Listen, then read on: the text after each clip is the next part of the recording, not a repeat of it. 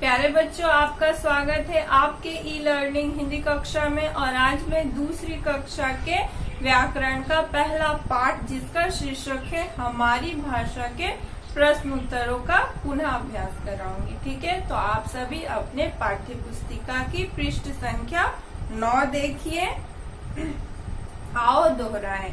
पाठ के मदद से हम लोग आओ दोहराएं करते हैं। ठीक है, पहला है भाषा के द्वारा हम अपने मन की बातों को दूसरों तक पहुंचाते हैं और दूसरों की बातों को समझते हैं। जैसे आप सभी को मालूम है, भाषा के माध्यम से हम लोग अपने मन की बात दूसरों तक पहुंचाते हैं और दूसरों के मन की बातों को समझते हैं। ठीक है, भाषा के 2 रूप होते हैं। दूसरा क्या है, भाषा के 2 रूप होते हैं। पहले रूप का नाम आपको पता है, क्या होगा, मौखिक, और दूसरा क्या होगा, लिखित। पहला है मौखिक और दूसरा है लिखित। ठीक है, संसार में सभी जीव जंतुओं की अपनी बोली है और इस संसार में जितने सारे जीव जंतु हैं उनकी अपनी अपनी बोली है, जिसकी सहायता से वे सभी एक दूसरे से बातें करते हैं। ठीक है बच्चों, उसके बाद है प्रश्न उत्तर। पहला प्रश्न है, हम अपने मन की बात दूसरों तक कैसे पहुंचाते हैं।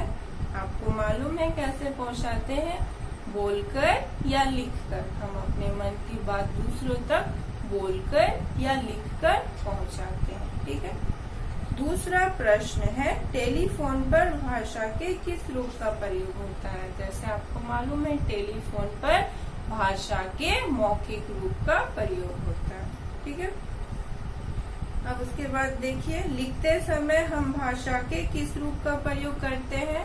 बच्चों, लिखते समय हम लोग भाषा के किस रूप का प्रयोग करते हैं, तो क्या होगा, लिखित भाषा। ठीक है, लिखित भाषा का प्रयोग करते हैं।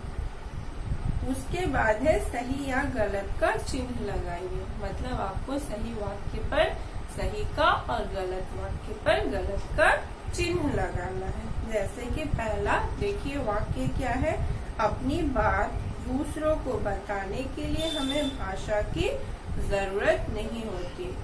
क्या हमें अपनी बात बताने के लिए भाषा की जरूरत नहीं होती? होती है, हमें भाषा की जरूरत होती है। तो यह वाक्य गलत है, तो यहाँ पर गलत का निशान होगा। ठीक है, ख देखिए, भाषा के 2 रूप होते हैं। हाँ, हम लोगों ने भाषा के 2 रूप पढ़े, इसलिए यह वाक्य सही है, यहाँ सही का निशान होगा।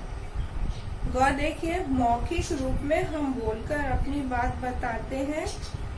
हाँ, मौखिक रूप में हम लोग बोलकर अपनी बात बताते हैं, तो यह वाक्य सही है, इसलिए यहाँ पर सही का निशान होगा। ठीक है, अब आइए घ, गाय चिंघाड़कर अपने मन की बात बताती है।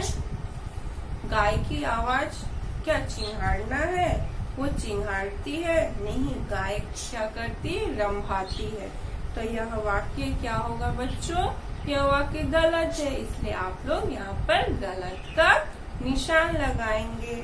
ठीक है, तो यह थे आपके प्रश्न उत्तर पृष्ठ संख्या 9 के। तो आज के लिए यहीं तक। आगे की कक्षा में हम लोग इसके आगे के प्रश्न उत्तरों का पुनः अभ्यास करेंगे। ठीक है, आज के लिए धन्यवाद।